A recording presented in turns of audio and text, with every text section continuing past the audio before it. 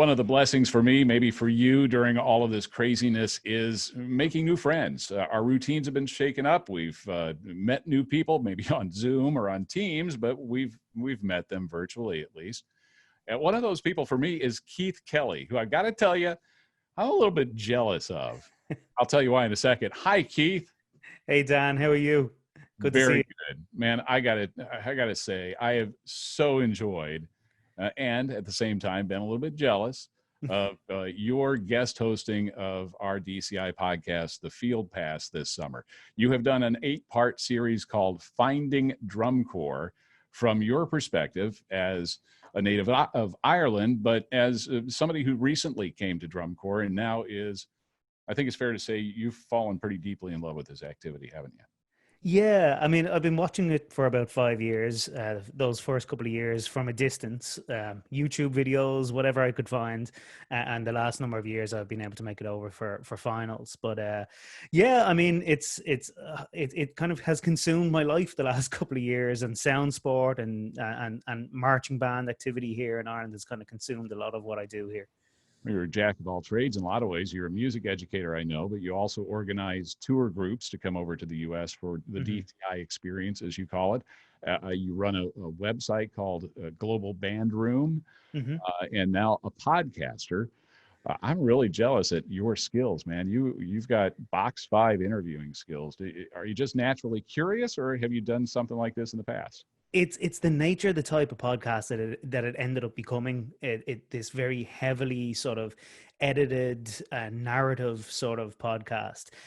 For anyone that's maybe heard my other podcast, the Global Band Room, that's much more of I hit record and we talk for an hour, and you'll hear I stumble over my words. I don't sound anywhere near as professional or as heavily edited as I would in with the music to drive the narrative and the emotion. And the great thing about this type of podcast is I'm able to edit it down, listen to everyone's perspectives, and then kind of re-record myself to sound much more intelligent with the sort of questions I've been asking. I know how you do that. You've learned the secret, and a lot of it having a good producer like Mallory is. Yeah, absolutely. No, Mallory's been there for every single second of those interviews. We interviewed over 20 people for the podcast.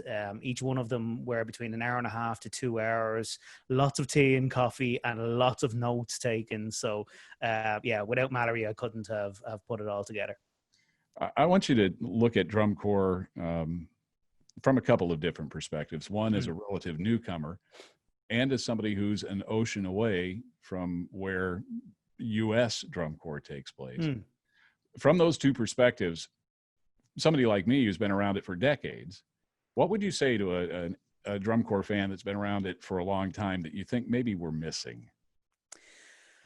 I suppose one of the things that I've noticed is I didn't realize just how creative it was back in the 70s and 80s, actually, if I'm honest about it, because I was hearing all of these things about, drum corps has changed, and drum corps, it's a different activity in 2020 as it was in 1980. And then I go back to 1980 expecting it to be fiercely different, or, maybe not as creative as and I'm finding just amazing stuff in some of the 80 shows and 90 shows. And I mean, I watched the Velvet Nights shows over the last couple of days, and I'm just absolutely blown away. But I want to see a Velvet Nights show live.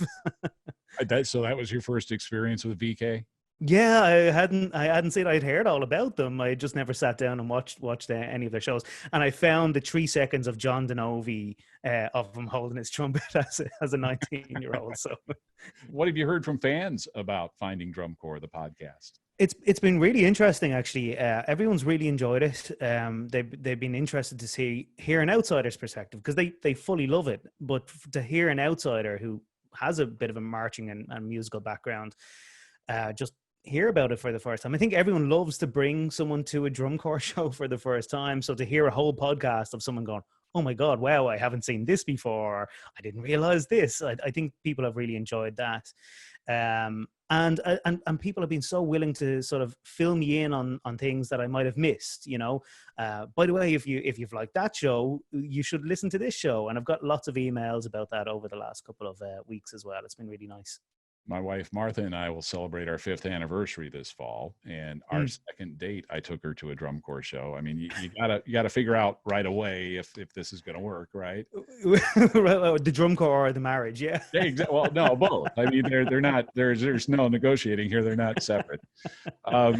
She fell in love with it right from the start, and but good. Like you know, relatively new to the activity.